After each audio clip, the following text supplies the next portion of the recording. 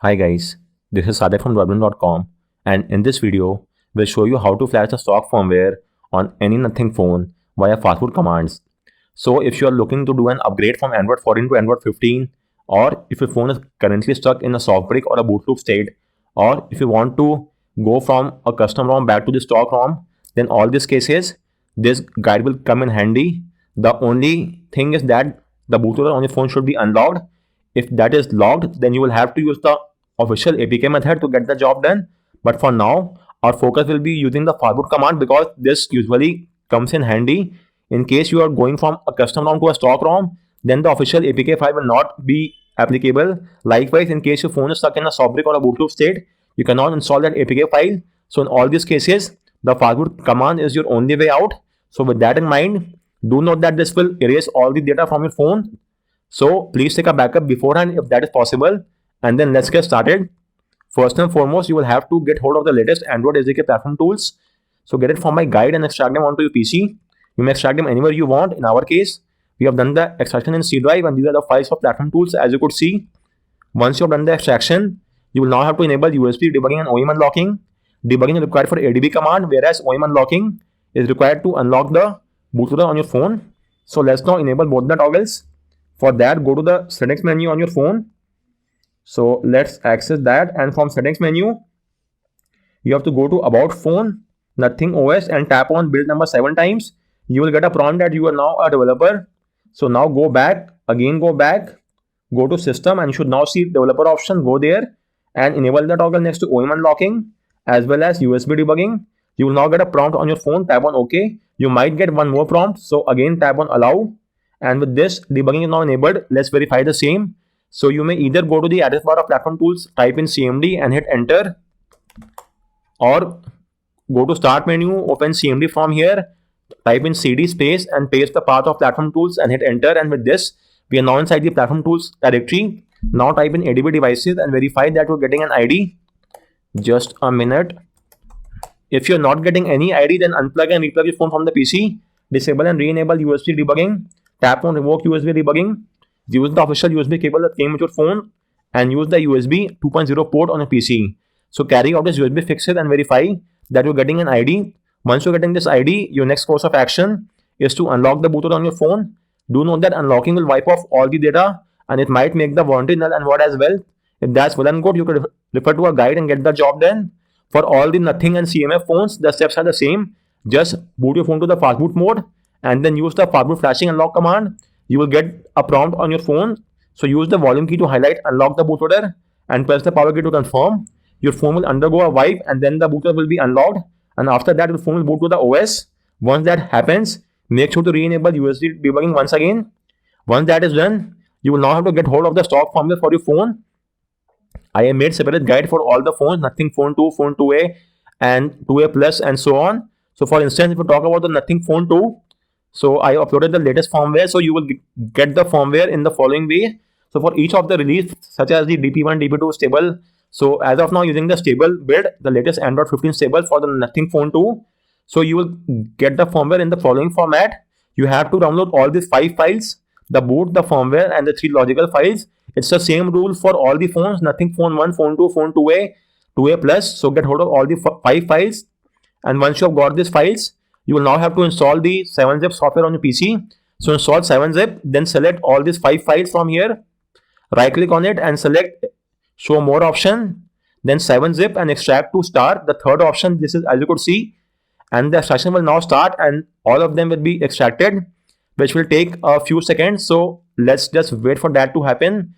Make sure to extract all these 5 files at one go. If you try to extract them individually, then the logical file will not be extracted. So that is why choose all the 5 files and then select extract to star as I've shown in the screenshot as well. Let me show you once. So this is a extract to star, the third option. So do so and wait for the extraction to complete, which will take a few seconds. So guys, the files are just about to be extracted. Let's wait for a few more seconds. And once that is done, you will get 3 folders, the boot, the firmware, and the logical. As you could see, these are the 3 folders. All the 3 logical files are extracted inside a single folder, which is this folder. And this is the boot folder. This is the firmware folder. and then all the 3 logical files are there inside this logical folder. Now what you have to do is transfer all these files inside one single folder. So since the logical files are the heaviest, let's keep them intact and let's transfer all the files from the boot and firmware inside this logical folder. You may transfer the files inside any folder of your choice, but for the ease of convenience, let's transfer all the files inside the logical folder. So this is the boot. I am transferring the boot file inside the logical folders because they are smaller in size. Likewise, now transfer all the firmware file inside the logical folder as well. This is the one, and with this we have got all the firmware files inside one single directory. Once that is done, you will now have to download the Pong Fastboot Flasher script. So go here and then click on code and download zip. I already have this file. Let me show you. Once you have got hold of the zip file, it will be something along the following lines. This is the Pong firmware flasher, Fastboot Flasher. So extract the zip file and then go to the folder again, then go to Windows, choose the flash all.batch file, copy this batch file, and now you have to transfer the batch file inside the same folder where you have all the files. In our case, it is a logical folder. So transfer this flash all file over here, and with this we have now got all the files, which is the boot file, the firmware file, and the logical file, as well as the flash all batch file inside a single folder. Once that is done, you will now have to boot your phone to the fast boot mode. So let's do that as well. For that, type in adb reboot bootloader and hit enter, and your phone should now reboot into fast boot mode in a few seconds. So let's just wait for that to happen, and once it's in the fast boot mode, let's verify the fast boot connection as well. So type in fastboot devices and verify that you are getting an ID. If you're not getting any ID, then you will have to install fastboot drivers on your PC. We have made a separate guide and a video on the same. You could refer to a guide and install the drivers. Once you have installed the drivers, right click on the Windows icon and choose Device Manager. Then expand the Android phone section and verify that your phone is being shown here as Android bootloader interface. So this, as well as the serial ID next to fastboot, signify that your PC is able to read the phone in fastboot mode, and we are now good to go ahead.